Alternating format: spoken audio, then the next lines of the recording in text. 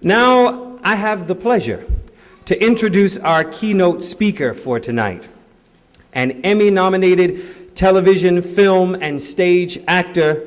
This man recognizes the importance of high-quality after-school programs for young people in urban communities.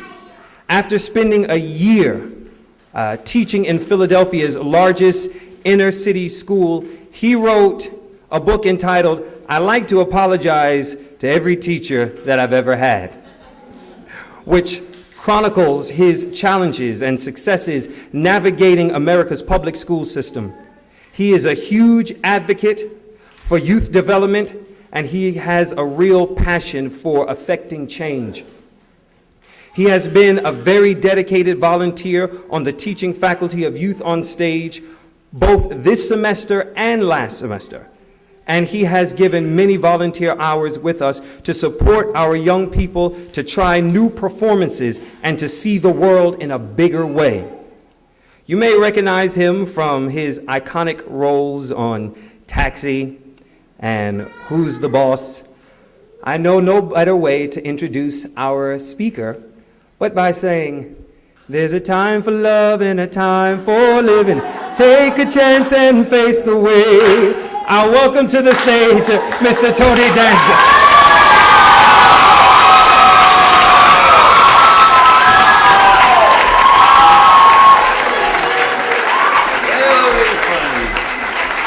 Yeah, you know, Brian, thank you very much. Hi, everybody.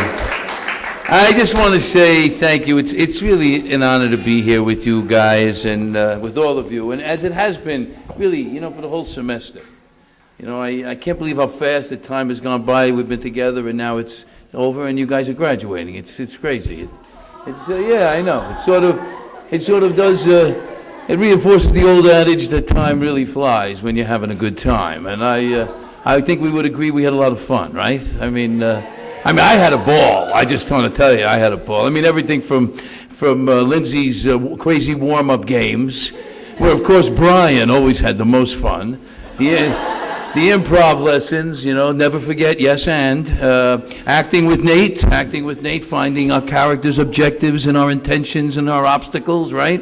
The Shakespeare work with Sam. I know you're going to see some of that later, folks. That'll be great. Dancing and movement with Olivia. You know, I got my lasso ready and everything else. And of course, singing with the great LaToya. LaToya, you're the greatest. It's incredible. Great fun, right? Really great fun. And along the way, we made some new friends, and who we supported when they worked. And then finally, we became an ensemble, a team of players, a team of performers. We few, we happy few, we band of brothers. You like the way I snuck that into the conversation? Well, listen, really, congratulations, and well done. I mean it, congratulations. But you know that that's only part of the journey. It's only part of the journey here for you here at All Stars. Even if you came here only to learn how to be an actor, the other part of the journey, a really important aspect of it, is that you are gaining an appreciation for the tools and the techniques that will help you, serve you well as you grow and try to make a life for yourself in the real world. You know, being with you guys makes me think all the time, you know, so even though I've had a lot of experiences, I mean, after all, I'm an old guy, and acting classes, 4.5 years, and a summer school of college, kept it under 5. Let's see, 35 years of professional work with some success.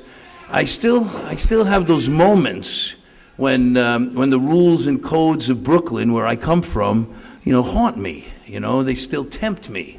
You know, the way we handle things in Brooklyn and the way we handle things in polite society is very different. And I only know that because I got to get out of my comfort zone from where I came and saw a different model. And I got to experience other ways that people interact and communicate and, you know, deal with life's obstacles. You know, I think that that's the benefit that we really get, that we all get by being here, you know. And I think, by the way, you have to take advantage of the program. You have to really commit. And I think by the end, I think we all did that, didn't we? I think we all did, right? I think we did, yes. So you did something that young people today in your situation, most young people in your situation don't do. You know, you made the choice to get out of your comfort zone, and then every week make an effort to try something different. You know, I mean, right? It's not the easiest thing in the world. You gotta get on the train or whatever after school and make the inconvenient trip to Manhattan, 42nd Street, and spend 2 hours with a bunch of kids who also made that same choice. And I wish we could get more kids. I wish we could get more young people to make that kind of choice. But because life is all about choices. You know, and you must have seen how one wrong choice can ruin a life. But believe me, right choices, good choices add up, and they'll have a tremendous effect on the trajectory of your life. Being an all-star is a great choice. I mean, just the responsibilities that being an all-star calls for, the house shifts, the phone banks, being here and being on time, doing your work, you know, and remember what Nate always says about doing your work. You got to be ready, and you got to want to work. You got to want to get up, you know. But all that stuff, all those things will help you.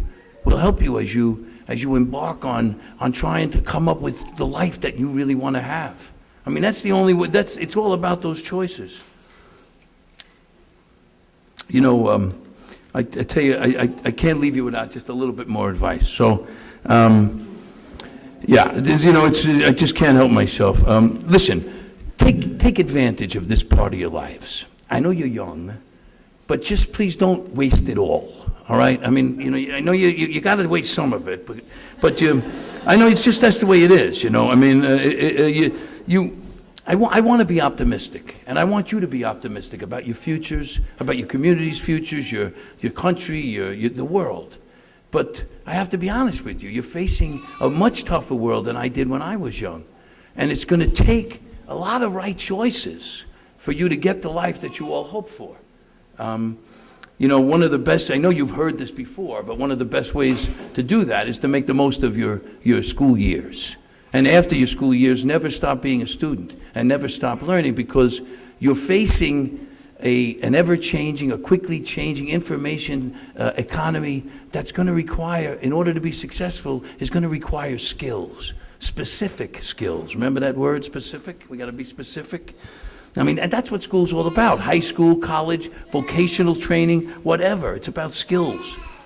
And you know, when I was teaching in Philadelphia, I gave one detention the whole year. It's hard to give a detention. You know, you're afraid to come down on some of the kids, because if you come down too hard on them, you might lose them. So you got to walk this very fine line, you know. The good kids in the class get mad at you. You know, they get, Mr. Danza, come on, don't let them get away with that. Do something, you know. I had two good girls come to me and say, Mr. Danza, you got to grow some, and I could say. So finally it happened. Charmaine Brown was late. And I told her, don't be late again. She walked in, disrupted the class, and I said, that's it, Charmaine, that's a detention. She protested, but I stayed strong. And we met, that's right, we met for detention at 7:15 in the morning before school.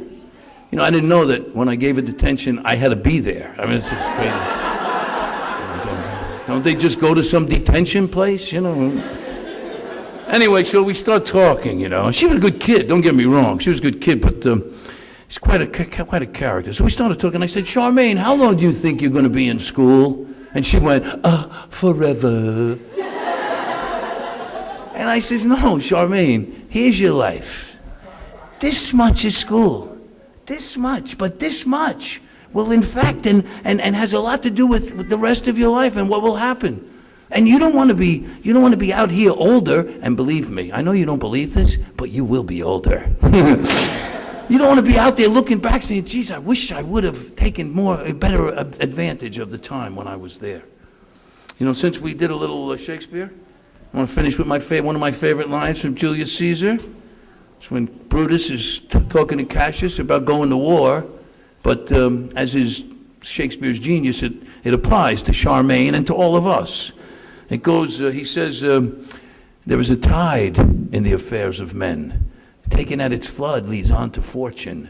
Omitted in the rest of their lives is mired in the shoals and the miseries. This is your flood. Take it. Don't let it pass by. I want to thank everybody. I want to thank, and I think I can speak for all of us. I want to thank Brian and Lindsay, Nate, LaToya, Olivia, Sam, Shannon, Amy, Pam, and Dr. Fulani, and everyone who works here at the All-Stars. Thank you for letting me be part of the family. I'm telling you, it's unbelievable. I want to thank you, graduates, because watching you and working with you has been such a gift for me. I mean it. No. You, wait a minute. You make me feel, I almost want to break, you make me feel so young. You make me feel young. You make me feel young, and you give me hope. Because in you, I see the truth, that we are really all in this together, and that together, we can get where we all want to be, okay? And to your families, I just want you to know, you should be very proud of these kids. I mean, I'm going to say what my father used to say. My father used to always say, hey, the greatest compliment you can get is that you got a good kid. Well, I want you to know, ladies and gentlemen, you got a bunch of good kids here. Keep it up, kids. Be good, and I'll try too, okay? Thank you. I love you. Congratulations. I would have